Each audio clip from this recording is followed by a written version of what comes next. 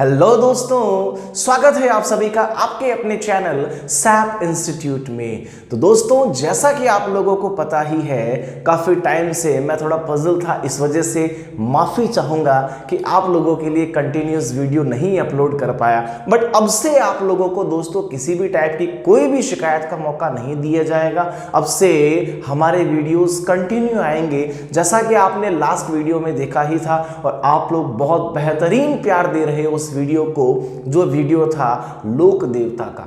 राजस्थान की कला व संस्कृति में लोक देवता का वीडियो था और हसन सर के द्वारा उसको एक्सप्लेन किया गया था। काफ़ी बहुत कह सकता हूं मैं बढ़िया प्यार आप उस वीडियो को दे रहे हैं।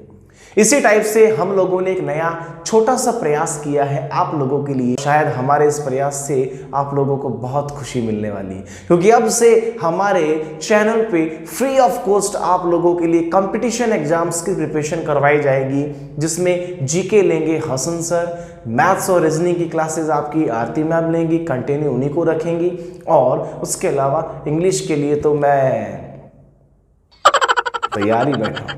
तो देखिए दोस्तों, आज का हमारा ये जो वीडियो है, आपको पता है मैं इंग्लिश का ही लूंगा।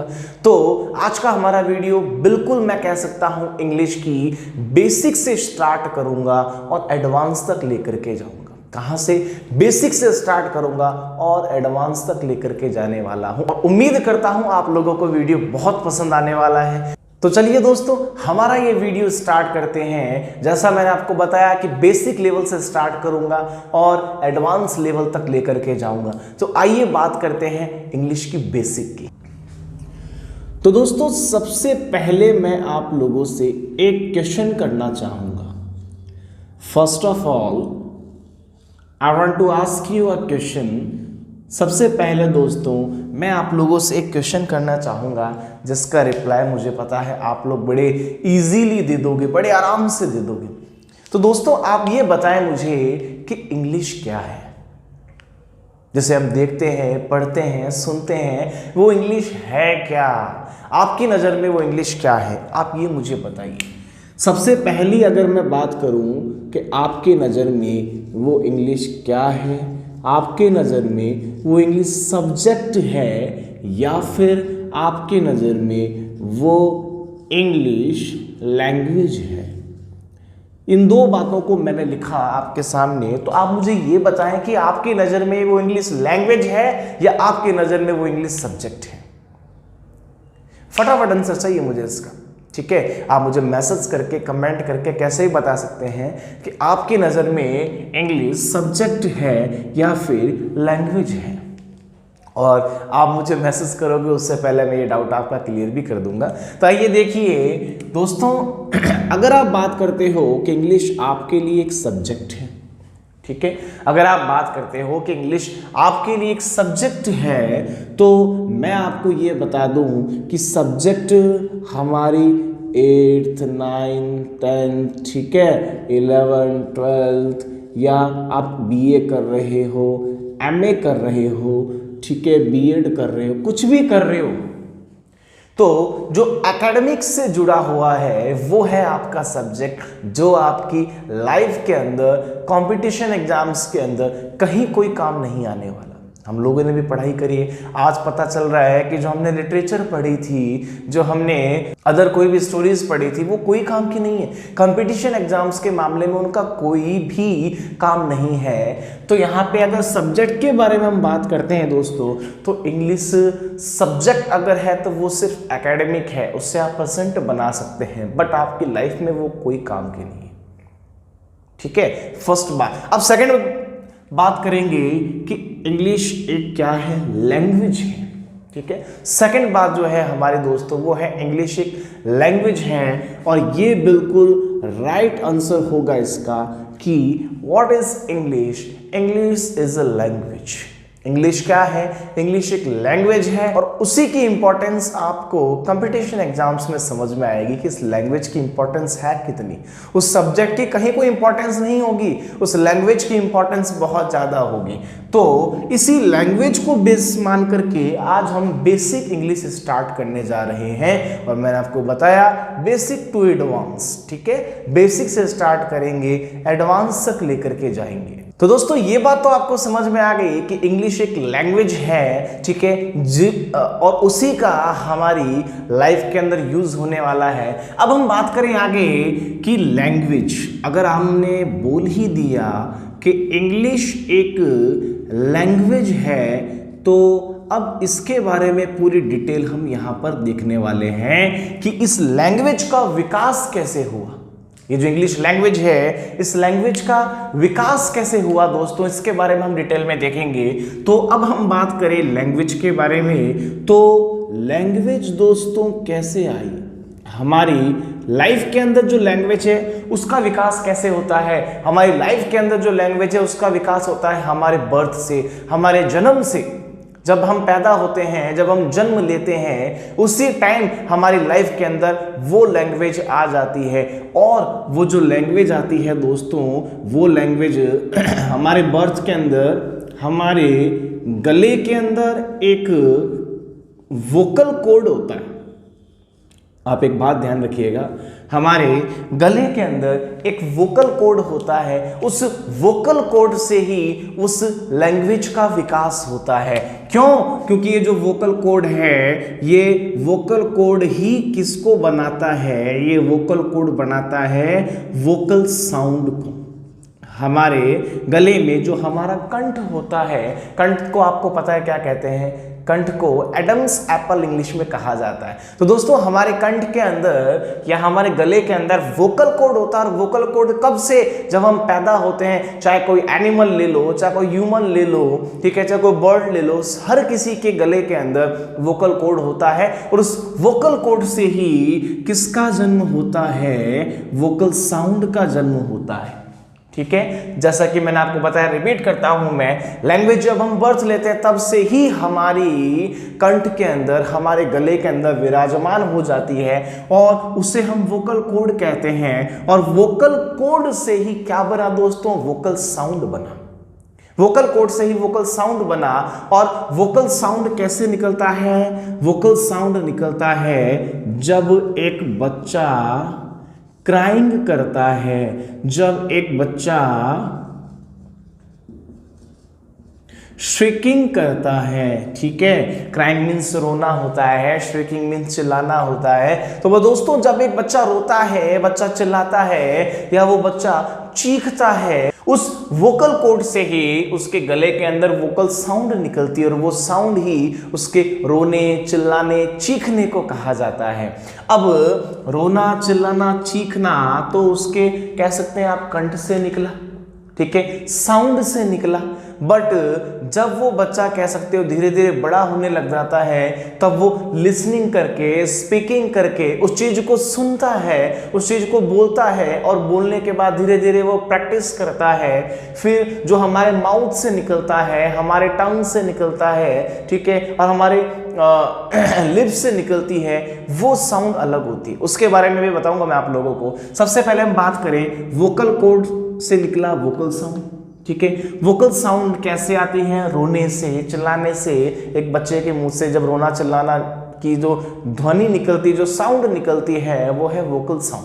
तो दोस्तों अगर हम इस वोकल साउंड के बारे में बात करें, वोकल आप रहने दो, अगर हम इस साउंड के बारे में बात करें ना, तो दोस्तों ये जो साउंड है, ये साउंड होता है सिंबॉलिक। ठीक है, ये साउंड होता है सिंबॉलिक, जिसे हम लिख नहीं सकते। And no need to know, जिन्हें जानने की कोई आवश्यकता नहीं है। मैं एक एग्जांपल देके आपसे बात करता हूं। अगर आपने बोला ये, तो आपने इसको पहचान लिया, आइडेंटिफाई कर लिया कि ये क्या है, ए है, लिखा हुआ दिख रहा है। बट अगर मैंने ऐसे कुछ लिखा, ठीक है, मैंने ऐसा कुछ लिखा, तो आपको नहीं पता लग रहा ना ये है क्या, यही क्या है, यही सिंबॉलिक है। ठीक है, और यही साउंड है जो हमारे वोकल कॉर्ड से निकलते हैं, जिसे हम नहीं पहचान पाते, और उन्हीं की वजह से भाषा का विकास हुआ, लैंग्वेज का विकास हुआ। अब हम बात करते हैं साउंड के बारे में। डिटेल में मैं आपको सब बताऊंगा। मैंने बताया एक एक चीज के बारे में डिटेल में बताने जा रहा हूं आपको मैं। तो साउंड के बारे में अगर हम बात करें ना दोस्तों, तो साउंड 2 टाइप्स की होती है, आपको पता है। साउंड 2 टाइप्स की होती है। वाउल्स नंबर 1 होता है एंड नंबर 2 होता है कंसोनेंट्स, ठीक है। नंबर 1 होता है दोस्तों वाउल्स एंड नंबर 2 होता है कंसोनेंट्स। वाउल्स के बारे में बात करें तो हमारी नज़र में जो हमें बचपन से पढ़ाया गया है कि हमारे गुरुजी ने, हमारे टीचर ने बचपन से हमारे दिमाग में ये भर रखा है, ये डाल रखा है।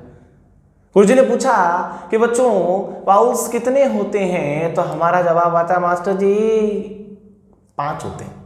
ये कौन कौन से? ए ई आई ओ यू रटा रखा हमने, फिक्स कर रखा हमने। तो हमारी नज़र में वाउल्स होते हैं 5, बट मैं आपको बताऊं दोस्तों कि वाउल्स होते हैं 20।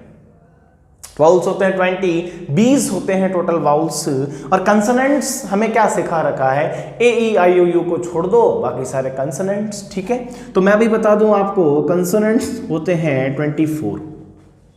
हमें तो बता रखा कि 21 होते हैं, बट दोस्तों कंसोनेंट्स 24 होते हैं। तो यहाँ पे देख लो, आप ये मानते थे कि वाउल्स होते हैं 5, कंसोनेंट्स होते हैं 21, बट ऐसा नहीं है। वाउल्स होते हैं 20 और कंसोनेंट्स होते हैं 24। इसके पीछे भी क्या भेद है? ये बाकी जितने भी वाउल्स हैं, नो नीड टू नो, जानने की आवश्यकता नहीं है, क्योंकि वो सारे, जैसा मैंने आपको बताया, वो सिंबॉलिक होते हैं, ठीक है। और सिंबॉलिक इस कैटेगरी के होते हैं जो जानने की आवश्यकता नहीं है, कहीं पे लिखा नहीं जाता, क्योंकि साउंड को लिखा थोड़ी जाता है। लिखा तो लेटर को जाता है, लिखा तो वर्ड को जाता है, लिखा तो सेंटेंस को जाता है, साउंड को नहीं लिखा जाता। तो मैंने आपको बताया साउंड 2 कैटेगरीज के, वोवल्स एंड कॉन्सोनेंट्स। तो दोस्तों अब इनकी पूरी डिटेल निकालते हैं, पूरी लैंग्वेज की डिटेल निकालते हैं। अभी जस्ट मैंने आपको बताया, उसका थोड़ा सा रिवाइज कर लेते हैं कि लैंग्वेज, ठीक है, जो लैंग्वेज है मैंने आपको बताया दोस्तों, लैंग्वेज जब हम बर्थ लेते हैं, जब हम जन्म लेते हैं, उस टाइम हमारे गले के अंदर एक वोकल कोड होता है। वो हमारे नहीं, मैंने आपको ये भी बताया, एनिमल्स ले लो, बर्ड्स ले लो, हम जैसे इंसान ले लो, सभी के गले के अंदर एक वोकल कोड होता है, जिसकी वजह से ही वोकल साउंड निकलता है, ठीक है। और साउंड को कभी हम लिख नहीं सकते। तो बच्चा जब रोता है, चीखता है, वो सारा का सारा साउंड्स है, और वो साउंड्स होते हैं वाउल्स, ठीक है। और जिन्हें हम लिख सकते हैं वो साउंड्स नहीं होते, वो लेटर्स होते हैं। कैसे होते हैं वो सारी डिटेल मैं आप लोगों को बताता हूं, देखिएगा। हाँ तो भाई आ जाओ सारे, अब मैं आपको बताता हूं पूरी की पूरी डिटेल। अभी तक तो हम normally vocal cord, vocal sound के बारे में बात कर रहे थे, अब एक एक डिटेल इसकी निचोड़ में निकाल लेते हैं। तो देखिए दोस्तों, इंग्लिश मैंने आपको बताया एक लैंग्वेज है, क्यों है वो भी बता दिया। तो अब हम बात करें इस लैंग्वेज के बारे में। तो दोस्तों मैंने आपको बताया था ये जो लैंग्वेज है ये किसकी वजह से आई? ये साउंड की वजह से आई। तो आप इसका ध्यान रखना। सबसे पहले मैंने आपको बताया कि लैंग्वेज किसकी वजह से आई? साउंड की वजह से आई। और साउंड दोस्तों अपने आप में क्या है? साउंड अपने आप में एक फनाटिक है, ठीक है। साउंड अपने आप में एक फनेटिक है, और फनेटिक टोटल आपको पता है, ये कह सकते हो 44 होते हैं।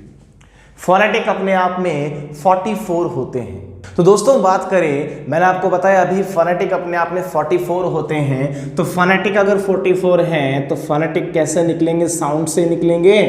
तो साउंड्स भी 44 ही होते हैं, साउंड्स या फोनेटिक आप इसको कह सकते हैं, ठीक है। तो दोस्तों अब हम बात करते हैं सबसे पहले कि साउंड की स्किल्स क्या क्या होती हैं, कैसे उसको हम कैच कर सकते हैं, उसकी स्किल के बारे में बात करें। सबसे पहले साउंड की स्किल के बारे में हम बात करते हैं कि साउंड की स्किल क्या क्या हो सकती है। तो दोस्तों साउंड की स्किल आप ध्यान रखिएगा 4 टाइप्स की होती है। साउंड की जो स्किल होती है वो होती है 4 टाइप्स की, आप ध्यान रखिएगा। सबसे पहले एक बच्चा एक साउंड को बोलने का, उच्चारण करने का प्रयास कैसे करता है? वो प्रयास करता है उस चीज को लिसनिंग करके, ठीक है। उस साउंड का उच्चारण करने का प्रयास करता है वो बच्चा। लिसनिंग के बाद में वो इस चीज को क्या करेगा? वो बच्चा उस चीज को बोलना सीखेगा। पहले उसको सुनेगा, फिर उसको बोलना सीखेगा। बोलने के जस्ट बाद में वो क्या करेगा? बोलने के जस्ट बाद में वो उसको पढ़ना सीखेगा। रीडिंग करना सीखेगा और रीडिंग करने के जस्ट बाद में वो उसी चीज को लिखना सीखेगा, राइटिंग करना सीखेगा। तो ये 4 स्किल्स हैं साउंड्स की जिन्हें आपको ध्यान रखना है, जिन्हें हम कह सकते हैं LSRW। ये 4 स्किल्स हैं दोस्तों साउंड्स की जिन्हें आप कह सकते हो LSRW। ध्यान रखिएगा आप इस चीज के बारे में, LSRW। तो यही इंपॉर्टेंट चीज है दोस्तों, किसी लैंग्वेज को सीखने के लिए सबसे बेहतरीन चीज, साउंड का उच्चारण करने के लिए सबसे बेहतरीन चीज क्या, LSRW, जिसमें आप इस चीज के बारे में ध्यान दो। आपको पता भी है शायद कि ये जो लिसनिंग और स्पीकिंग का काम होता है, ये क्या हमारी क्या मजबूत करती है, ये हमारी वोकैबुलरी मजबूत करती है। लिसनिंग और स्पीकिंग का जो काम है ये हमारी क्या मजबूत करती है, ये हमारी वोकैबुलरी मजबूत करती है। और उसके अलावा दोस्तों ये जो रीडिंग का काम है ये क्या मजबूत करती है, ये हमारे कॉम्प्रिहेंशन को मजबूत करती है। ठीक है, ये हमारे कॉम्प्रिहेंशन को, यानी कि जो पैसेज वगैरह आते हैं उसको मजबूत करती है। और राइटिंग का जो सेक्शन है ये क्या मजबूत करती है, ये हमारे डिस्क्रिप्टिव पार्ट को मजबूत करती है, ये हमारे डिस्क्रिप्टिव पार्ट को मजबूत करती है। आप ध्यान रखिएगा, मैं रिपीट कर देता हूं एक बार, सारा कुछ आप देख लें कि इंग्लिश क्या है। मैंने आपको बताया English is a language, English एक लैंग्वेज है। लैंग्वेज के विकास के बारे में हल्का सा हिंट मैंने आपको पहले दे दिया था, अब उसके बारे बाद में बात करें तो लैंग्वेज किससे आई, साउंड से आई। इंग्लिश लैंग्वेज किससे आई, साउंड से आई। और साउंड क्या है अपने आप में, साउंड अपने आप में है फनेटिक, और फनेटिक टोटल होते हैं 44। मैंने उसके बारे में आपको बताया, फनेटिक टोटल कितने होते हैं, 44 होते हैं। अब इसको सीखने के लिए, एक लैंग्वेज को सीखने के लिए, एक भाषा को सीखने के लिए सबसे पहले हम ध्यान देंगे इन स्किल के बारे में। 4 स्किल्स हैं यहाँ पे, इन 4 स्किल्स के बारे में हम यहाँ पे ध्यान देंगे। सबसे पहले तो इन 4 स्किल्स के अंदर मैंने आपको दिखा दिया था LSRW मींस क्या, लिसनिंग, स्पीकिंग, रीडिंग और राइटिंग। और ये चारों ही चीज किसी भाषा को सीखने के लिए बहुत इंपॉर्टेंट है, जिसमें मैंने बताया लिसनिंग और स्पीकिंग हमारी वोकैब को बढ़ाती है, हमारी वोकैबुलरी की जो पावर है उसको मजबूत करती है, और रीडिंग हमारे कॉम्प्रिहेंशन वाले पार्ट को मजबूत करती है, और राइटिंग सेक्शन हमारे डिस्क्रिप्टिव पार्ट लाइक लेटर है, ऐसे है, पैराग्राफ है, उसको स्ट्रॉन्ग बनाती है। तो दोस्तों यहां तक आपके समझ में आया। अब हम बात कर रहे थे फनेटिक के बारे में, फनेटिक के बारे में हम बात कर रहे थे। तो फनेटिक जो लैंग्वेज है, फनेटिक जो साउंड है, उन्हें मैंने आपको बताया था कि सबसे पहले ध्यान दें फनेटिक 44 होते हैं, और फनेटिक को IPA सुन रखा होगा आपने, IPA मीन्स होता है दोस्तों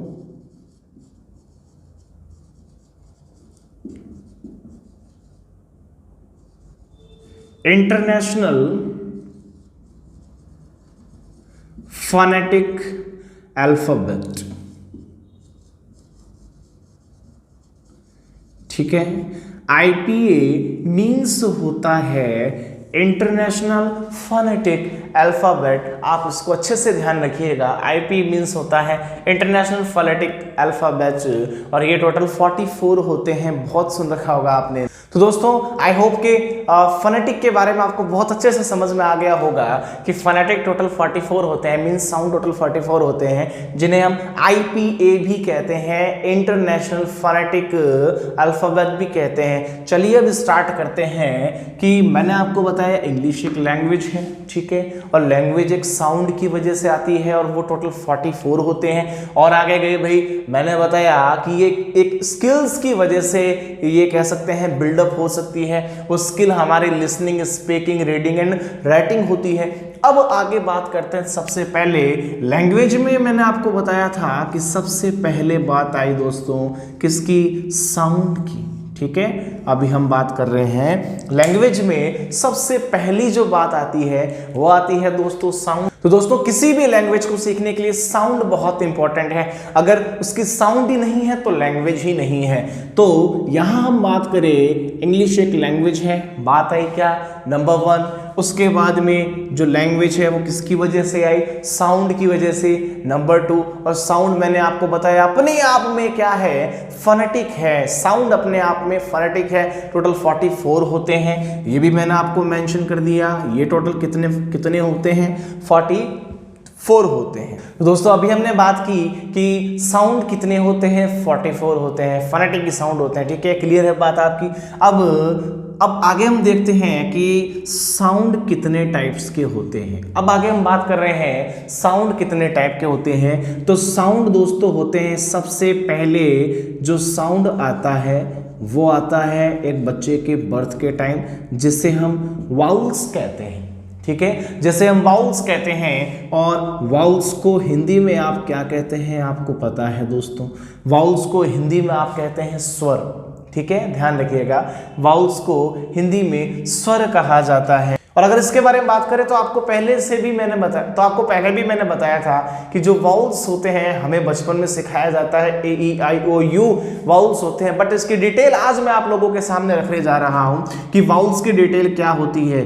वाउल्स दोस्तों 2 कैटेगरी में डिवाइड होते हैं। ठीक है, और मैं बता दूं आपको, वाउल्स जो होते हैं वो होते हैं 20। क्यों दिमाग चकरा गया, वाउल्स, जी हाँ सच कह रहा हूं मैं, वाउल्स 20 होते हैं। कैसे होते हैं अभी मैं आपके डाउट क्लियर कर दूंगा। वाउल्स सबसे पहले हम बात करें तो सबसे पहले होता है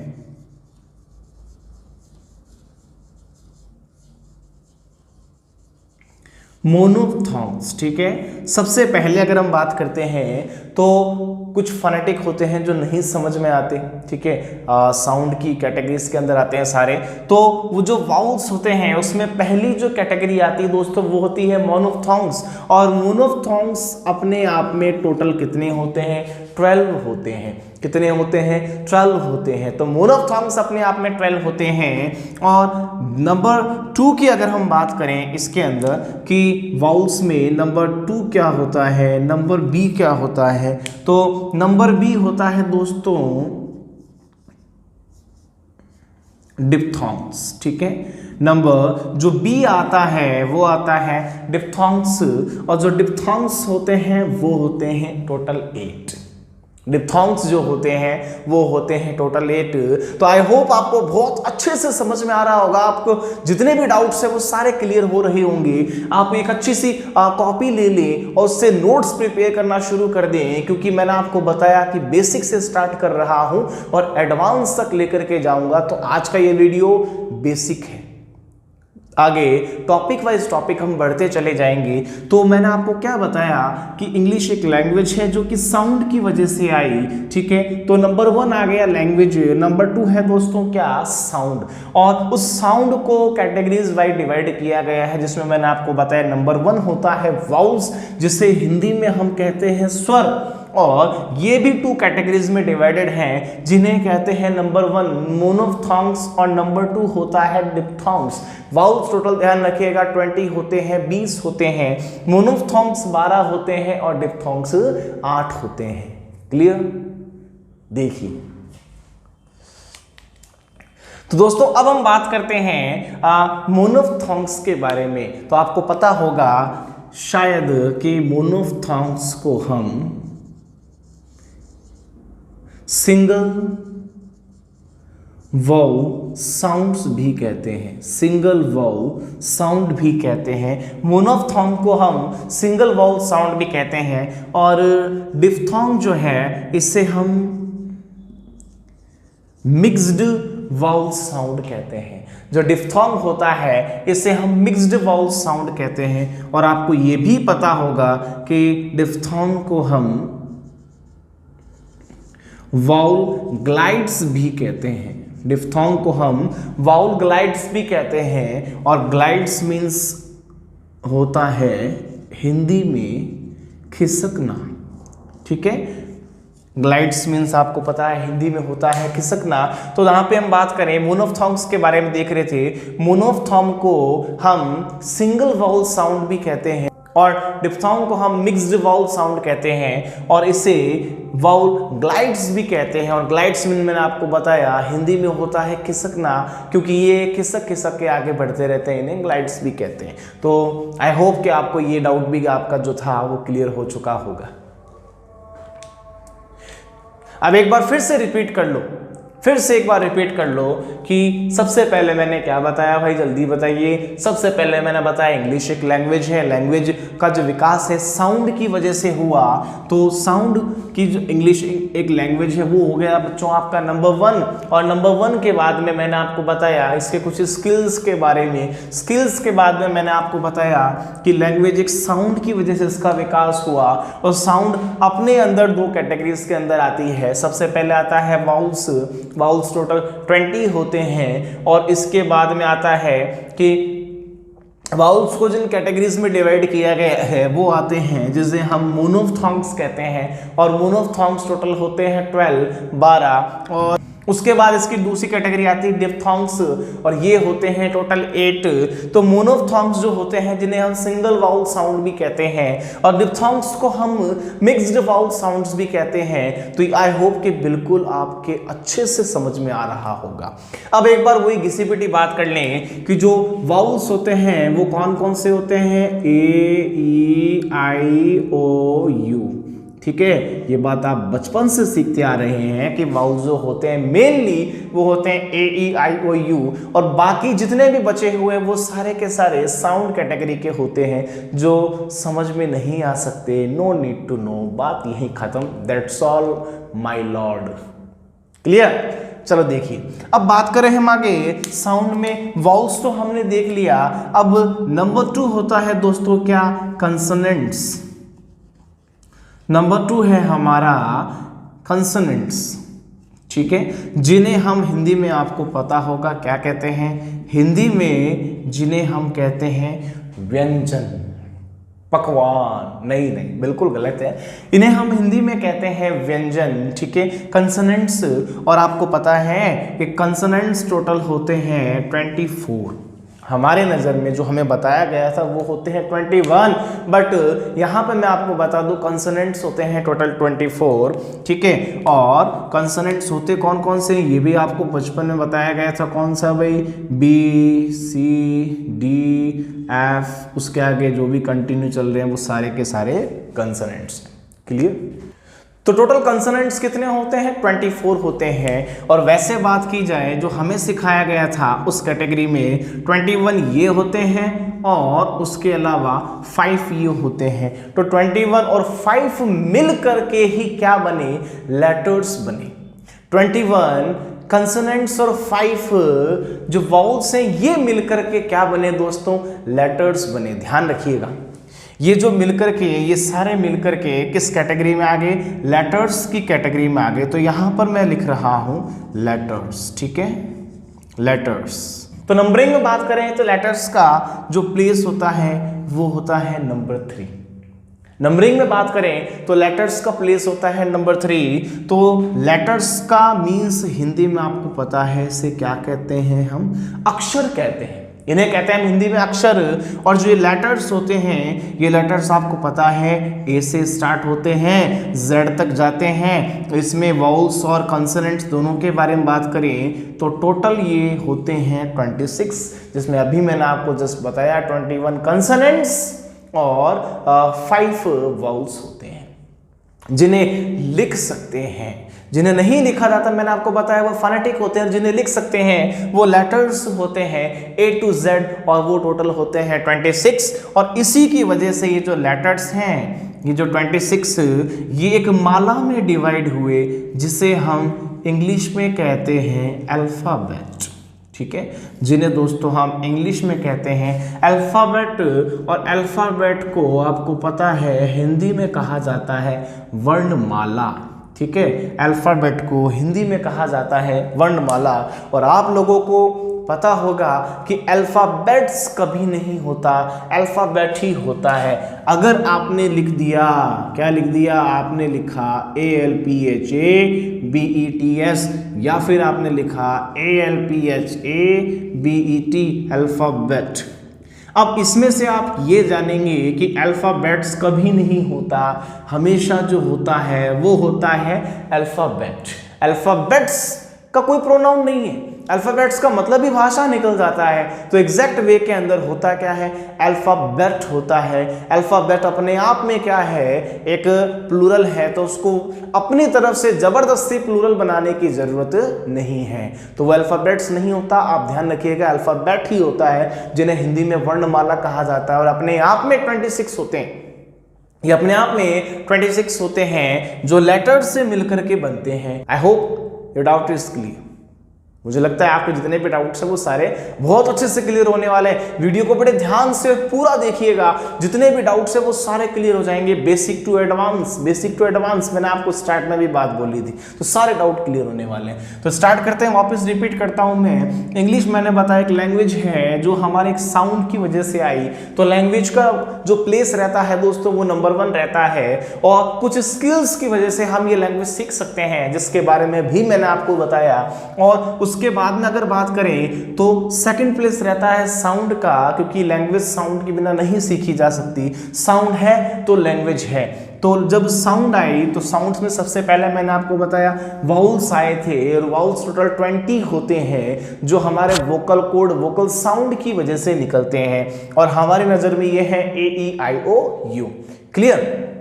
और ये दो कैटेगरीज में इनको डिवाइड किया है, मोनोफ्थोंग्स एंड डिप्थोंग्स। मोनोफ्थोंग्स कितने होते हैं? 12 होते हैं। डिप्थोंग्स कितने होते हैं? 8 होते हैं। मोनोफ्थोंग्स को सिंगल वाउल साउंड भी कहते हैं, डिप्थोंग को वाउल ग्लाइड्स भी कहते हैं, मिक्स्ड जिनको कहते हैं आप mixed vowel sounds. Clear? Okay, आगे देखिए। सेकंड कैटेगरी आती है कंसोनेंट्स की, व्यंजन की। ये टोटल 24 होते हैं, बट हमारे लिए 21 है जिन्हें लिखा जा सकता है। ठीक है, BCDF से लेके कंटिन्यू चलते रहते हैं जो। अब बात करें तो वाउल्स और कंसोनेंट्स, इन सभी को जोड़ करके टोटल 26 क्या बनाए? लेटर्स बनाए। टोटल 26 लेटर्स बनाए जिनका प्लेस नंबर 3 रहता है A to Z। ठीक है, और ये अपने आप में क्या है? अल्फाबेट है। अल्फाबेट्स नहीं, अल्फाबेट है अपने आप में। तो टोटल ये कितने होते हैं? 26। क्लियर? चलिए अब आगे बढ़ते हैं। हाँ तो दोस्तों अब आगे बात करते हैं, तो रिपीट करता हूं मैं आप लोगों के लिए। सबसे पहले मैंने आपको बताया कि लैंग्वेज से क्या आया? साउंड आई। ठीक है, साउंड के बाद में जस्ट नंबर 4 है लेटर्स, और लेटर्स के जस्ट बाद की अगर हम बात करें तो लेटर्स के जस्ट बाद में आता है नंबर किसका? वर्ड का। ठीक है, लेटर्स के जस्ट बाद में जो नंबर है आता है, जो नंबर आता है वो किसका आता है? वर्ड का आता है। अब हम वर्ड के बारे में देखते हैं कि वर्ड क्या होता है। What is word? What is word? और हिंदी में आपको पता है कि वर्ड को क्या कहते हैं? हिंदी में वर्ड को कहते हैं शब्द। ठीक है, शब्द। तो नेक्स्ट कैटेगरी हमने ले ली यहाँ पे क्या? वर्ड की। वर्ड, वर्ड नहीं तो हम लिख नहीं सकते। पहले लेटर्स की वजह से लिखना सीखा, अब उनको जोड़ना सीखा। तो वर्ड के बारे में अगर हम बात करें तो वर्ड को डेफिनेशन देख लेते हैं। चलो वर्ड की डेफिनेशन देख लेते हैं। वर्ड को हम कहते हैं ए meaningful unit of letters. A meaningful unit of letters, ये किस कैटेगरी में डिवाइड है? एक यूनिट की कैटेगरी में डिवाइड है। अगर हमने ये देखा यहाँ पे, चलो देखिए हम, अगर हमने देखा ए, ठीक है, ये तो लेटर्स हो गए। अब इनको जब हमने जोड़ने का काम किया, A P, तो ये आप बन गया, आप पार्टी, तो ये यहाँ पे आप बन गया, तो बना। तो यही अपने आप में किसका काम कर रहा है? वर्ड का काम कर रहा है दोस्तों। ठीक है, तो a meaningful unit of letters, ऐसा लेटर्स जिसका कोई अर्थ निकलता हो, जिसका कोई मीनिंग निकलता हो। ठीक है, वही है ए meaningful unit of letters. Example के तौर पे बात करूं दोस्तों रिपीट करके, तो मैंने बोला क्या? पेन। मैंने बोला पेन, तो इससे आप देख सकते हैं, इसे आप पढ़ सकते हैं, तो इसका आप अर्थ भी निकाल सकते हैं। Pen, pen means pen. आपको समझ में आ रहा है? अगर मैं इसी को एक इस कैटेगरी में लिख दूं, मैंने लिख दिया APN, तो क्या आप इसको देख पाएंगे? आप बोलोगे सर देख तो पा ही रहे हैं ना। मेरे कहने का मतलब है कि आप इसको समझ पाएंगे क्या, इसका अर्थ क्या है, ढंग से पढ़ पाएंगे क्या, नहीं पढ़ पाएंगे तो ये एक वर्ड नहीं हो सकता, ये वर्ड की कैटेगरी में नहीं आता, क्योंकि इसका कोई मीनिंग नहीं निकलता। तो a meaningful unit of letters ही क्या होता है, वर्ड होता है, शब्द होता है, जो एक एक लेटर को जोड़ करके बनाया जाता है। तो बात समझ में आई आपके। नंबर 4 कैटेगरी किसकी आती है, वर्ड की आती है। और ये कौन से यूनिट से जुड़ करके बनता है, अब उसके बारे में हम बात करते हैं। तो दोस्तों अगर वर्ड की बात हम कर ही रहे हैं तो इसके यूनिट की बात कर देते हैं, जहां से पूरी ये कह सकते हैं ग्रामर का बर्थ हुआ, पूरी ग्रामर का बर्थ हुआ, पूरी ग्रामर का जन्म हुआ। और वो जन्म कहां से हुआ, यूनिट से हुआ। कहां से हुआ, यूनिट से हुआ। कैसे हुआ, क्योंकि वर्ड जब आपस में मिक्सअप होंगे, जब जुड़ेंगे तो एक यूनिट की कैटेगरीज के अंदर जुड़ेंगे, और वो जो यूनिट है उस यूनिट की कैटेगरी को ही क्या कहा गया, उस यूनिट की कैटेगरी को कहा गया पार्ट्स ऑफ स्पीच। ध्यान रखिएगा, बहुत पढ़ने में आई होप आपको बहुत मजा आ रहा होगा, क्योंकि एकदम डिटेल से एकदम बारीक से हम लेकर के चल रहे हैं। तो उस यूनिट को क्या कहा गया, पार्ट्स ऑफ स्पीच कहा गया, जिसके बिना ग्रामर कंप्लीट नहीं हो सकती। इसे ग्रामर का बर्थ कहा जाता है, ग्रामर का जन्म कहा जाता है, पार्ट्स ऑफ स्पीच। तो स्पीच की हम बात करें, आपको पता है स्पीच मीन्स होता है वाच्य, बोलना। तो वो कहां से निकला, उसका बर्थ कहां से हुआ, पार्ट्स ऑफ स्पीच से हुआ। और आपको बहुत अच्छे से पता है कि पार्ट्स ऑफ स्पीच टोटल कितने होते हैं, 8 होते हैं दोस्तों। कितने होते हैं, 8 होते हैं। तो आइए उनका नाम देख लेते हैं। सबसे पहले नंबर 1 पार्ट्स ऑफ स्पीच की हम बात करें तो वो होगा क्या, नाउन होगा। क्या होगा, नाउन होगा। चलिए फटाफट देख लेते हैं। नंबर 2 हम बात करें तो दोस्तों वो क्या होगा, वो होगा प्रोनाउन। ठीक है, वो होगा प्रोनाउन। नाउन के जस्ट बाद में प्रोनाउन। प्रोनाउन के जस्ट बाद की कैटेगरी अगर हम देखते हैं तो वो हो जाएगी किसकी, वर्ब की।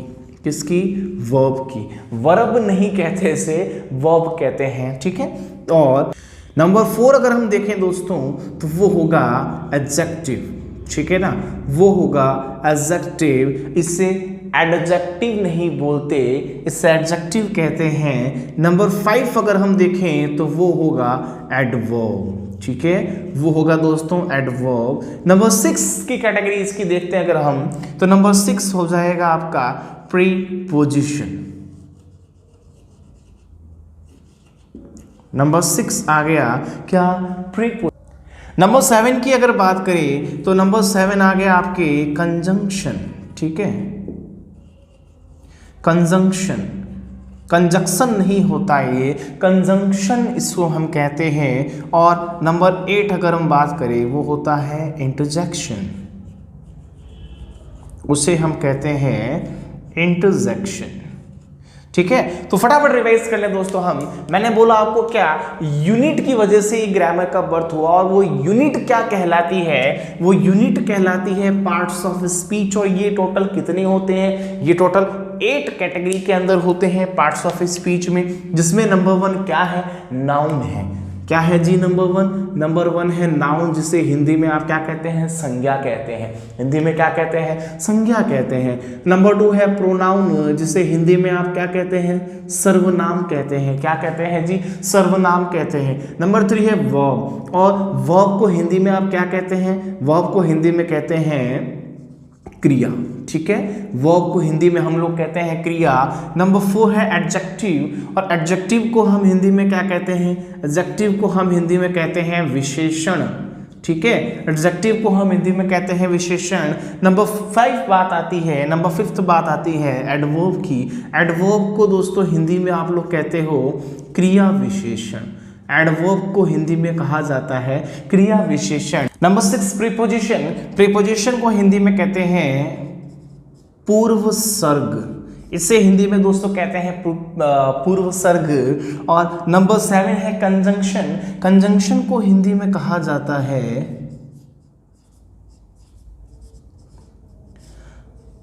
समुच्चय बोधक, ठीक है। कंजंक्शन को दोस्तों हिंदी में कहते हैं समुच्चय बोधक। और नंबर 8 लास्ट एंड फाइनल आता है इंटरजेक्शन, और इंटरजेक्शन को आपको पता है हिंदी में कहते हैं विस्मयादि। क्या करूं दोस्तों, हिंदी थोड़ी सी गड़बड़ है, ठीक है।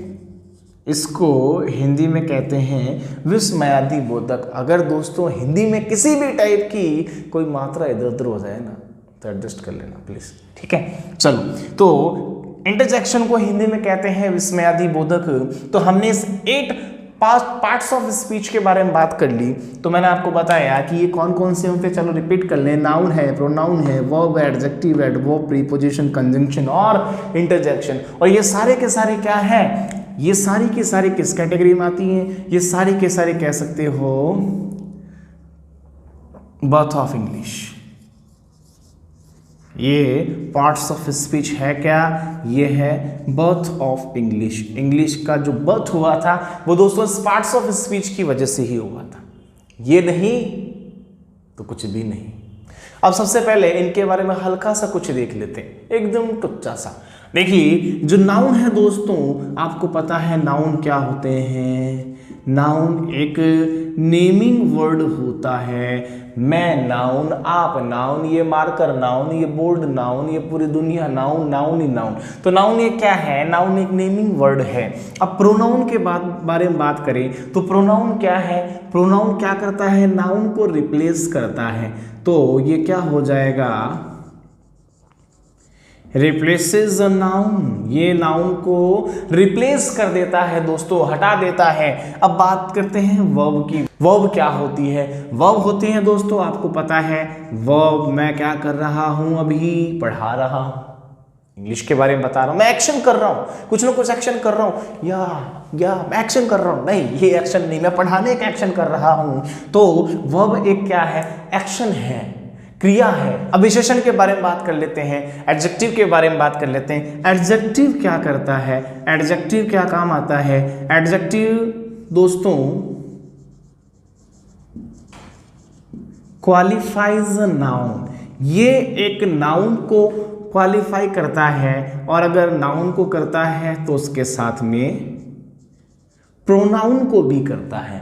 तो एडजेक्टिव क्या करता है, एडजेक्टिव क्वालिफाइज नाउन और प्रोनाउन। एडजेक्टिव एक नाउन को और प्रोनाउन को दोनों को क्वालिफाई करता है, उनके बारे में बताता है, उनकी विशेषता को बताता है। तो दोस्तों एडवर्ब क्या करता है, एडवर्ब भी क्या करता है, एडवर्ब भी क्वालिफाइज करता है। किसको, क्वालिफाइज अ वर्ब। ये एक वर्ब को क्वालिफाई करता है, ठीक है। तो यहां पे हमने देख लिया। अब प्रीपोजिशन किसी भी, ये कह सकते हो वर्ड को रिलेट करता है। तो रिलेटिंग वर्ड्स, ठीक है, ये होते हैं रिलेटिंग वर्ड्स। ये वर्ड्स को क्या करते हैं, रिलेट करते हैं, आपस में जोड़ते हैं। कंजंक्शन को कनेक्टिव वर्ड्स कहते हैं। कंजंक्शन को दोस्तों कनेक्टिव वर्ड्स कहते हैं, ठीक है। ये क्या कहते हैं, ये क्या काम आते हैं, ये कनेक्ट करने के काम आते हैं, जोड़ने के काम आते हैं वर्ड्स को। और कई बार आपने सुन रखा होगा, इन्हें लिंकिंग वर्ड्स के नाम से भी जाना जाता है। इन्हें लिंकिंग वर्ड्स के नाम से भी जाना जाता है। तो रिमाइंड रखने, ध्यान रख रहे हैं इस चीज को। अब लास्ट एंड फाइनल हमारा बचा क्या, इंटरजेक्शन विस्मयादि बोधक, ठीक है। लास्ट एंड फाइनल हमारा इंटरजेक्शन बचा विस्मयादि बोधक। डिटेल में नहीं जा रहा, अभी मैं नॉर्मली बता रहा हूं आप लोगों को। विस्मयादि बोधक क्या होता है, विस्मयादि बोधक होता है हमारी सडन जो फीलिंग्स होती है, सडन फीलिंग्स को एक्सप्रेस करने के वर्ड्स होते हैं। सडन फीलिंग्स एक्सप्रेसिंग वर्ड्स, ठीक है। हमारी जो सडन फीलिंग्स होती है, आउच, आहा, ओहो, ये सारे के सारे क्या है, हमारी सडन फीलिंग्स है। और ये सडन फीलिंग्स को एक्सप्रेस करने के जो वर्ड्स होते हैं वो इंटरजेक्शन होते हैं। तो आई होप दोस्तों बहुत अच्छे से समझ में आ रहा होगा, क्योंकि पूरी मैंने आपको बताया था, डिटेल में लेकर के जाऊंगा, बेसिक से स्टार्ट किया है, फर्स्ट वीडियो है, बेसिक का है, डिटेल से लेकर के जाऊंगा। तो और यहाँ पे आप लोगों को मुझे पता है बहुत अच्छे से समझ में आ रहा हो। तो दोस्तों मुझे पता है मैं बहुत मेहनत से पढ़ा रहा हूँ, आपको भी बहुत ही अच्छे से समझ में आ रहा होगा।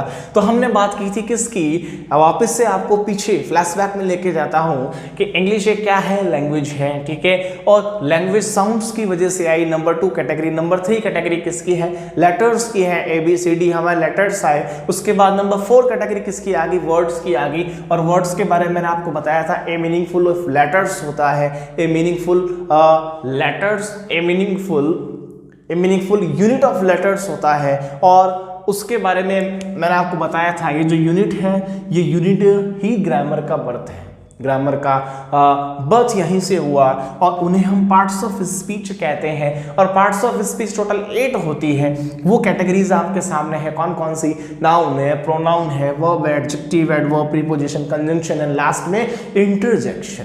क्लियर। तो ये टोटल 8 कैटेगरीज मैंने आपकी पार्ट्स ऑफ स्पीच की यहाँ पे आपको बताई। अब मैंने आपको बताया भी था कि ये इसका क्या है, बर्थ ऑफ इंग्लिश, इंग्लिश का बर्थ है। इसके बारे में हल्की सी मैंने हिंट भी दे दी। चलिए दोस्तों अब आगे बढ़ते हैं। तो आगे आप लोग देखिए, अब बात करें दोस्तों कि वर्ड के जस्ट बाद मैंने आपको बताया कि वर्ड के जस्ट बाद में क्या है, वर्ड के जस्ट बाद में जो अगला नंबर आता है वो आता है फ्रेज का।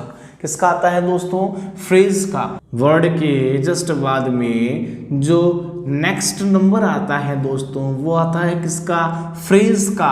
और फ्रेज को हिंदी में कहते हैं वाक्यांश, ठीक है। जो नेक्स्ट नंबर आ जाता है वो नंबर किसका आता है, फ्रेज का आता है। ये फ्रेज कितनी कैटेगरीज के नंबर से हिसाब से, ये फ्रेज कौन से नंबर से आया, नंबर 5 पे, ठीक है ना, ध्यान रखना। तो नेक्स्ट जो प्लेस है वो किसका है, फ्रेज का। और फ्रेज को हिंदी में कहते हैं वाक्यांश। फ्रेज को क्या कहते हैं दोस्तों, फ्रेज क्या होता है ये देखिए, phrase is a group of words, ठीक है, ध्यान रखिएगा। Phrase is a group of words, phrase is a group of words without complete meaning, ठीक है। Phrase is a group of words without complete meaning, ये आप ध्यान रखिएगा। फ्रेज क्या है भाई, फ्रेज वर्ड्स का ग्रुप है बट उसका मीनिंग नहीं निकलता। क्यों नहीं निकलता वो देखिए। मैंने दोस्तों यहां पे कह दिया, मैंने कहा कि कमलेश एंड सुरेश। मैंने क्या बोला, मैंने बोला कमलेश एंड सुरेश, कमलेश और सुरेश। तो कमलेश अपने आप में वर्ड है, एंड अपने आप में वर्ड है, सुरेश अपने आप में वर्ड है कि नहीं है, बट मीन्स क्या निकल रहा है, अगर इन सभी को जोड़ें तो ये, अगर इन तीनों को जोड़ दें तो ये एक अपने आप में क्या हो गया, ये अपने आप में एक फ्रेज हो गया, एक वाक्यांश हो गया, वाक्य का हिस्सा हो गया।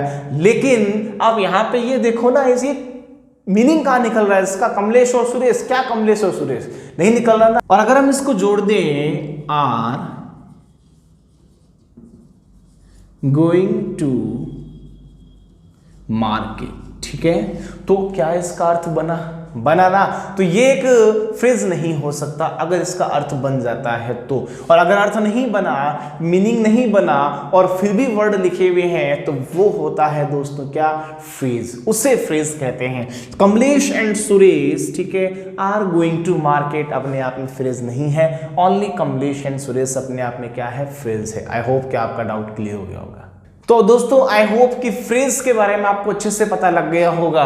कैसे, a group of words without complete meaning, words का ग्रुप तो है बट उसका जो मीनिंग है वो कंप्लीट नहीं है। अब आइए फ्रेज के बारे में 2 शब्द बोल देता हूं।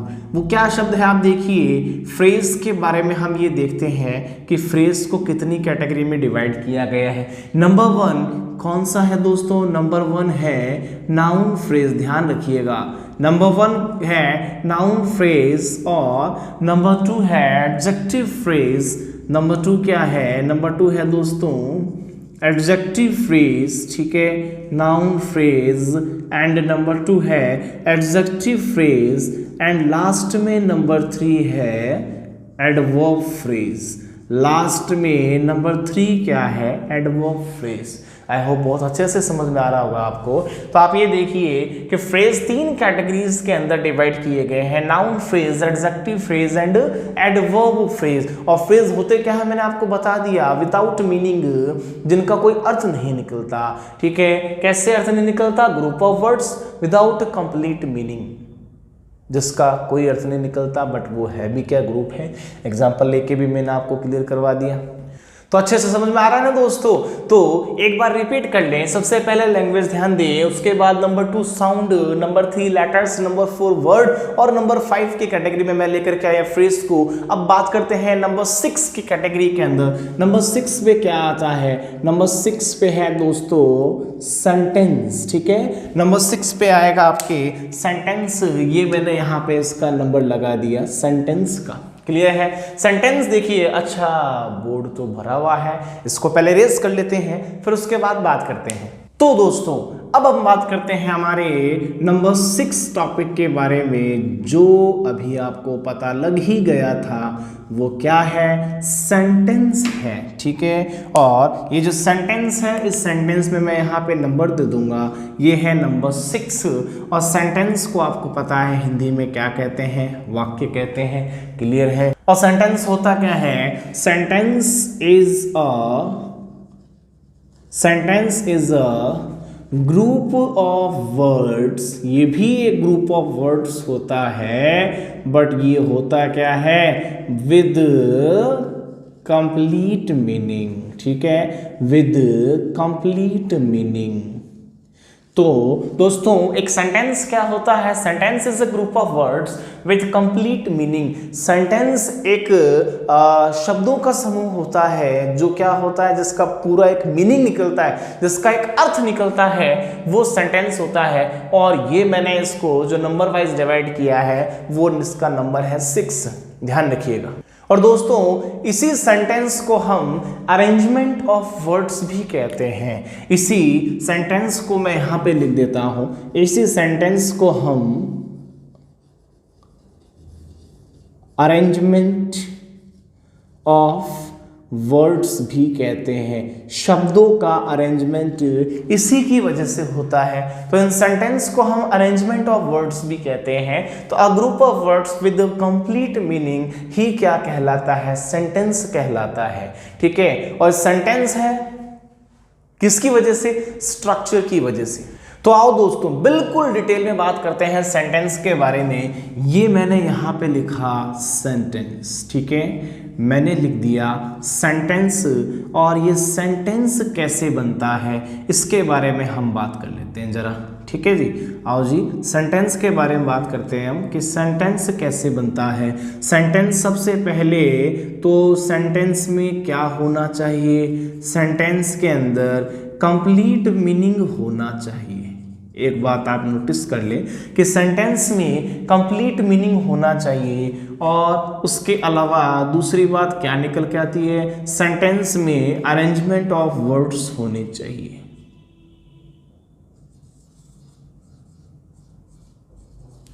अरेंजमेंट ऑफ वर्ड्स होने चाहिए। ठीक है, तो दोस्तों सेंटेंस बनाने के लिए दो चीजें बहुत ज्यादा रिक्वायरमेंट रहती है आपको। सबसे पहले उसका कंप्लीट मीनिंग आना चाहिए आपको, और उसके अलावा अरेंजमेंट ऑफ वर्ड्स होने चाहिए। Complete meaning, arrangement of words. और दोस्तों जब ये दोनों चीजें आपस में मिल जाएंगी ना, ये कंप्लीट मीनिंग और अरेंजमेंट ऑफ वर्ड्स आपस में मिल जाएंगे, तभी मिलकर के एक सेंटेंस का क्या तैयार होगा, तभी मिलकर के एक सेंटेंस का दोस्तों स्ट्रक्चर तैयार होगा। ये बात आप नोट कर लीजिएगा। जब कंप्लीट मीनिंग और अरेंजमेंट ऑफ वर्ड्स मिल जाएंगे ना, तो भी इसका स्ट्रक्चर तैयार होगा, और उस स्ट्रक्चर को जब हम तैयार करते हैं उसे हम सिंटैक्स कहते हैं। ठीक है, जब हम उस स्ट्रक्चर को तैयार करते हैं ना, तो उसे हम सिंटैक्स कहते हैं। और स्ट्रक्चर ऐसे तैयार नहीं होता।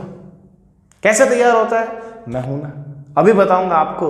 तो दोस्तों उस स्ट्रक्चर को तैयार करने के लिए आपको दो चीजों की रिक्वायरमेंट रहती है, ठीक है। ये जो स्ट्रक्चर है ना, इस स्ट्रक्चर को तैयार करने के लिए आपको दो चीजों की रिक्वायरमेंट रहती है। सबसे पहली चीज तो बिल्कुल मेन है, बिल्कुल मुख्य है, नाउन प्रोनाउन कुछ भी हो सकता है, उससे हम कहते हैं सब्जेक्ट, ठीक है। नंबर वन थिंग, सबसे पहली चीज एक सेंटेंस को, एक स्ट्रक्चर को तैयार करने के लिए जो हमें चाहिए वो चाहिए सब्जेक्ट। ध्यान रखना, सब्जेक्ट यहाँ पे कोई विषय नहीं है, इंग्लिश है, कोई सामाजिक ऐसा कोई विषय नहीं है। सब्जेक्ट यहाँ पे काम को करने वाला है, करता है, जिसे हम डूअर भी कह सकते हैं। ये कोई भी हो सकता है, नाउन है, प्रोनाउन है, कोई भी हो सकता है। नंबर वन चीज हमें चाहिए क्या, सब्जेक्ट। और इस स्ट्रक्चर को तैयार करने के लिए नंबर टू जो हमें चाहिए वो चाहिए दोस्तों प्रेडिकेट, ठीक है। नंबर टू जो चाहिए वो चाहिए हमें प्रेडिकेट, और प्रेडिकेट को हिंदी में दोस्तों कहते हैं विधेय, ठीक है। हिंदी में इसे हम कहते हैं विधेय। तो ये जो सेंटेंस है, मैंने आपको बताया सेंटेंस टू कैटेगरीज में डिवाइड है, कंप्लीट मीनिंग और अरेंजमेंट ऑफ वर्ड्स। जब ये दोनों मिल जाएंगे ना, तभी एक स्ट्रक्चर तैयार होगा। उस स्ट्रक्चर को ही हम इंग्लिश के अंदर सिंटैक्स कहते हैं। स्ट्रक्चर तैयार करने के लिए हमें दो चीज मेनली चाहिए, सब्जेक्ट चाहिए और प्रेडिकेट चाहिए। सब्जेक्ट तो हाँ जी आपका क्लियर हो गया। कैसे क्लियर हो गया, जैसे मैंने सेंटेंस लिखा क्या, he is playing cricket। दोस्तों मैंने सब्जेक्ट लिखा he is playing cricket। अब दोस्तों मैंने सेंटेंस लिखा he is playing cricket। यहाँ पे ये तो आ जाता है आपका सब्जेक्ट, और बाकी ये जितना भी रह गया ना, रिमेनिंग पार्ट, ये दोस्तों आपका होता है प्रेडिकेट। समझ गए आप मेरी बात को। ये तो रहा सब्जेक्ट, और बाकी जितना भी रह गया ये होता है प्रेडिकेट। अब हम बात कर लेते हैं सब्जेक्ट एंड प्रेडिकेट के बारे में। प्रेडिकेट मैंने आपको बताया हिंदी में इसको कहते हैं विधेय। अब प्रेडिकेट होने के लिए हमें क्या क्या चाहिए वो देखिए। तो प्रेडिकेट के लिए हमें क्या क्या चाहिए दोस्तों, आइए जरा उस पर एक नजर डाल लेते हैं, ठीक है। तो प्रेडिकेट के लिए हमें सबसे पहले क्या चाहिए, ठीक है, सब्जेक्ट आ गया, सब्जेक्ट के बाद प्रेडिकेट है। प्रेडिकेट में हमें सबसे पहले वाला जो चाहिए वो चाहिए, इसमें हमें सबसे पहले जो चाहिए वो है दोस्तों वर्ब। एक सेंटेंस को बनाने के लिए सब्जेक्ट के जस्ट बाद में वर्ब का होना बहुत ही ज्यादा इंपॉर्टेंट है, और वो वर्ब भी दो कैटेगरी के अंदर डिवाइड की गई है। उन वर्ड्स को भी टू कैटेगरीज में डिवाइड किया गया है, जिसमें सबसे पहला जो नंबर आता है दोस्तों, वो नंबर आता है किसका, वो नंबर आता है हेल्पिंग वर्ब्स का, ठीक है। सबसे पहला जो नंबर आएगा दोस्तों वो नंबर आएगा हेल्पिंग वर्ब्स का। हेल्पिंग वर्ब को इंग्लिश में ऑक्सिलरी वर्ब्स भी कहते हैं। आप ये बात नोट कर लीजिएगा कि हेल्पिंग वर्ब्स को ऑक्सिलरी वर्ब भी कहते हैं, जिन्हें हिंदी में हम क्या कहते हैं, इन्हें हिंदी में हम सहायक क्रिया कहते हैं। क्या कहते हैं दोस्तों, हिंदी में हम इन्हें सहायक क्रिया कहते हैं। और ये बात बहुत इंपॉर्टेंट है कि हेल्पिंग वर्ब्स कितनी होती है, ये बात आप ध्यान रखिएगा। हेल्पिंग वर्ब्स कितनी होती है, टोटल जो हेल्पिंग वर्ब्स होती है वो होती है 24। कितनी होती है, 24। कोई नई चीज नहीं बता रहा, मैं सारी इंपॉर्टेंट चीजें बता रहा हूं, इनको इंटीग्रेट करके बता रहा हूं, बहुत ही इंपॉर्टेंट तरीके से बता रहा हूं, और बेसिक से लेके चल रहा हूं, और आपको बताया था एडवांस तक लेकर के जाऊंगा। तो ये सबसे पहले मैंने आपको बताया हेल्पिंग वर्ब। हेल्पिंग वर्ब को ऑक्सिलरी वर्ब भी कहते हैं, और ये टोटल 24 होती है, चॉइस होती है। और उसके अलावा हम अगर बात करें होती कौन कौन सी है 24 में, 24 में इज, आर, एम, ठीक है, वॉज, वर, और हैज, हैव, हैड, और उसके अलावा मॉडल्स की जो वर्ब्स होती हैं, ठीक है ना, ये सारी की सारी ऑक्सिलरी वर्ब्स कहलाती हैं, हेल्पिंग वर्ब्स कहलाती हैं, और टोटल ये 24 होती हैं। ये डाउट आपका मैंने क्लियर कर दिया। अब इसके बाद में अगर हम बात करें तो नंबर 2 होता है दोस्तों मेन वर्ब, ठीक है। नंबर 2 जो कैटेगरी आती है वर्ब की वो है मेन वर्ब की, ठीक है। जो मेन वर्ब होता है वही हमारा क्या होता है, वही हमारा होता है एक्शन। उसको डिस्क्राइब करने का इससे बेहतरीन तरीका और कोई नहीं हो सकता कि मेन वर्ब क्या होती है। मेन वर्ब एक एक्शन होती है। क्लियर है। तो हम बात कर रहे थे सब्जेक्ट एंड प्रेडिकेट के बारे में, सेंटेंस के बारे में। ठीक है, तो आइए वापस देख लेते हैं कि सेंटेंस कंप्लीट मीनिंग और अरेंजमेंट ऑफ वर्ड्स से बनता है, और अरेंजमेंट ऑफ वर्ड्स ये दोनों को मिला करके अगर बात करें हम तो स्ट्रक्चर तैयार होता है, और उस स्ट्रक्चर को हम सिंटैक्स कहते हैं। उसके लिए हमें दो चीजों की रिक्वायरमेंट पड़ती है, सब्जेक्ट की और प्रेडिकेट की। सब्जेक्ट मैंने आपको बताया कौन सा होता है, प्रेडिकेट कौन सा होता है। ठीक है, और प्रेडिकेट के अंदर भी कई पार्टीशन उसको डिवाइड कर दिए गए हैं जो एक सेंटेंस को बनाने के लिए बहुत ही मैंडेटरी होता है। नंबर वन होता है क्या, हेल्पिंग वर्ब। नंबर वन होता है क्या, वर्ब, और वर्ब को दो कैटेगरी में डिवाइड किया गया है, हेल्पिंग वर्ब और मेन वर्ब। ठीक है, वर्ब को दो कैटेगरी में डिवाइड किया गया है, हेल्पिंग वर्ब और मेन वर्ब। हेल्पिंग वर्ब जो होती है दोस्तों वो टोटल 24 होती है, और मेन वर्ब मींस मैंने आपको बताया क्या, एक्शन, लाइट, कैमरा, एक्शन। अब आ जाओ जरा इस मेन वर्ब को हम देख लेते हैं कि भाई ये जो मेन वर्ब, देखो यहाँ पे इस मेन वर्ब के बारे में हम बात करते हैं कि हेल्पिंग वर्ब मैंने बता दिया 24 है। अब ये जो मेन वर्ब है दोस्तों, ये मेन वर्ब को हम 5 कैटेगरी में डिवाइड करते हैं। ठीक है, जैसे हम बोलते हैं ना वर्ब की first form, second form, third form. ठीक है, ऐसे अगर आपके लिए कोई क्वेश्चन आपको कह दे कि वर्ब की फॉर्म्स कितनी होती, तो अधिकतर बच्चों के मैडम यही आता है वर्ब की 3 फॉर्म्स होती हैं। ठीक है, वर्ब की टोटल 3 फॉर्म्स होती है, बट ऐसा नहीं है। आप ये बात ध्यान रखिएगा, वर्ब की 5 फॉर्म्स होती हैं, वर्ब की टोटल 5 फॉर्म्स होती हैं, जिनमें मैं यहाँ पे आपके सामने बात करने जा रहा हूँ कि वर्ब की 5 फॉर्म कौन कौन सी होती है। तो सबसे पहले V1 के बारे में हम बात करें, जनरली कोई भी वर्ड ले लेते हैं, मैंने लिखा यहाँ पे गो, ये है वर्ब की फर्स्ट फॉर्म। हम वर्ब नहीं पढ़ रहे, बस नॉर्मली मैं बात कर रहा हूँ आप लोगों के सामने। तो ये है वर्ब की फर्स्ट फॉर्म। देन है second form of a verb. ठीक है, ये सेकंड फॉर्म, और उसके बाद में सेकंड फॉर्म गो की हो जाती है वेंट, जैसा कि आप सभी को पता है। एंड बात करें V3 हो गया आपके सामने क्या, गॉन। ठीक है, ये वर्ब की थर्ड फॉर्म होगी, सेकंड फॉर्म होगी, फर्स्ट फॉर्म हो गई। और दोस्तों बात करें V4 के बारे में, वर्ब की फोर्थ फॉर्म के बारे में, तो ये जो फॉर्म होती है ना दोस्तों, ये होती है एस या ES वाली फॉर्म। एस या ES वाली फॉर्म को वर्ब की फोर्थ फॉर्म कहा जाता है। और लास्ट एंड फाइनल बच गई आपकी, जो रह गई है वो रह गई है ING फॉर्म। ये वर्ब की फिफ्थ फॉर्म होती है, और इसके साथ में ING ऐड कर दिया, तो ये बन गया यहाँ पे गोइंग। आई होप दोस्तों बहुत अच्छे से क्लियर आ रहा होगा। एक एनर्जी रखें, और एनर्जी के साथ में कॉपी के अंदर नोट्स तैयार करते रहे।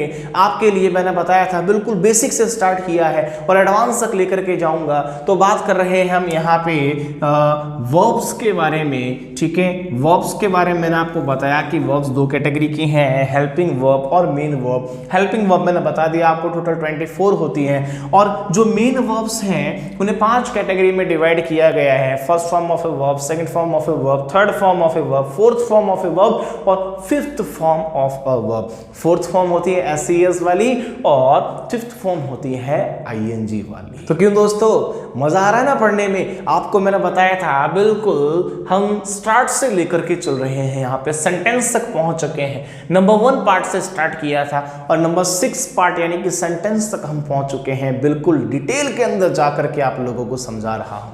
तो अभी मैंने आपको पूरा ये क्लियर करवा दिया, आपका जितना भी डाउट था ना, आज भाई साहब वो पूरा क्लियर होने ही वाला है।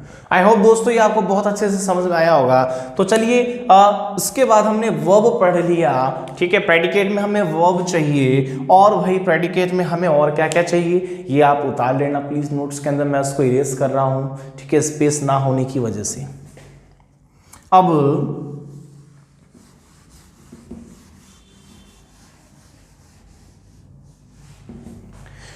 दोस्तों प्रेडिकेट में हमने वर्ब देख लिया, वर्ब के जस्ट बाद में और हमें क्या चाहिए, और हमें चाहिए ऑब्जेक्ट।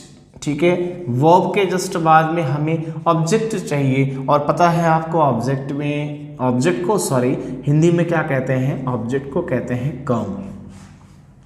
कर्म कहा जाता है ऑब्जेक्ट को। और ऑब्जेक्ट के जस्ट बाद में और हमें क्या चाहिए, और कॉम्प्लीमेंट चाहिए,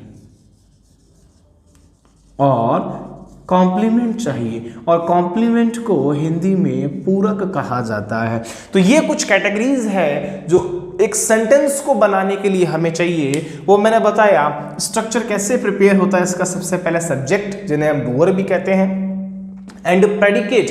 और प्रेडिकेट के अंदर क्या क्या होता है, प्रेडिकेट के अंदर एक वर्ब आती है, वर्ब मैंने डिटेल में आपको बताई, ऑब्जेक्ट आता है, और ऑब्जेक्ट के बाद में कॉम्प्लीमेंट आता है। और कॉम्प्लीमेंट क्या होता है भाई, कॉम्प्लीमेंट सब्जेक्ट के इंफॉर्मेशन देता है, ये सब्जेक्ट की इंफॉर्मेशन देता है, वो ही क्या कहलाता है, कॉम्प्लीमेंट कहलाता है दोस्तों। जो सब्जेक्ट की इंफॉर्मेशन देता है वही कॉम्प्लीमेंट कहलाता है। तो ये स्ट्रक्चर पूरा आपके दिमाग में छप जाना चाहिए, आपकी रजिस्टर में छप जाना चाहिए, और ये डाउट जितने भी हैं ये सब क्लियर हो जाने चाहिए। आज भाई साहब आपके जितने भी डाउट्स हैं वो सब क्लियर करवा के ही छोड़ूंगा मैं।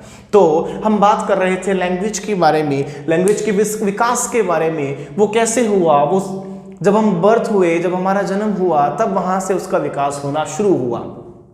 तो इसमें सबसे पहले मैंने बताया category wise, number 1 language I, language के बाद में साउंड आया, साउंड के बाद में लेटर्स है, देन वर्ड्स है, देन फ्रेज है, देन सेंटेंस तक हम पहुंच चुके थे दोस्तों।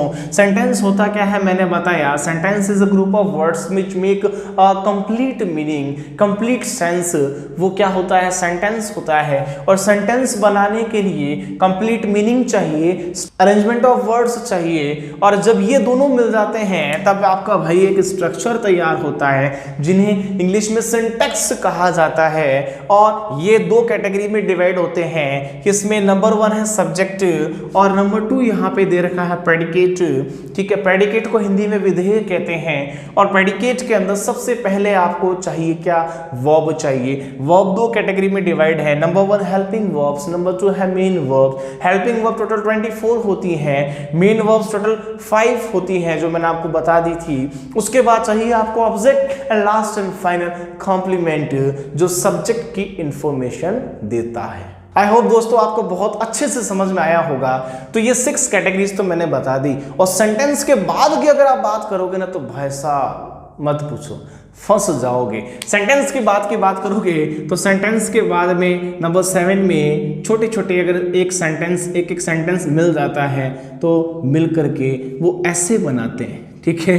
और फिर वो मिल जाएगा तो मिलने के बाद में वो एक पूरी की पूरी अगर ऐसे मिल गई तो वो पूरी की पूरी बुक बना देते हैं भाषा।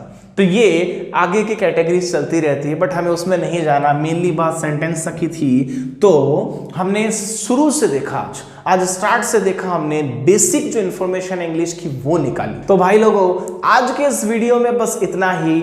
कमेंट करके जरूर बताना कि वीडियो कैसी लगी, क्योंकि दोस्तों बहुत मेहनत लगी इस वीडियो को बनाने में, क्योंकि आपको पता है कंपटीशन के लेवल के हिसाब से अगर वीडियो बनाना है तो कुछ इंपॉर्टेंट लेकर आना होगा, कुछ नया लेकर के आना होगा, जिससे आप लोगों को बहुत ही बेहतरीन तरीके से सीखने का कुछ नया मिल सके, एक नया मौका मिल सके, और उस मौके को मैं पूरा करने वाला हूं। तो आज की वीडियो नंबर 1 थी, इसी का पार्ट 2 लेकर के आऊंगा। सेंटेंस के आगे हम लेकर के जाएंगे, आपको मैं बताऊंगा सेंटेंस कितने टाइप्स के होते हैं, उनकी क्या क्या कैटेगरीज होती हैं, वो सारी चीजें नेक्स्ट वीडियो के अंदर मैं आप लोगों को बताऊंगा। बेसिक टू एडवांस लेकर के जाऊंगा, बार बार मैं यही चीज आप लोगों के सामने रिपीट कर रहा हूं कि बेसिक से एडवांस तक लेकर के मैं आप लोगों को जाने वाला हूं।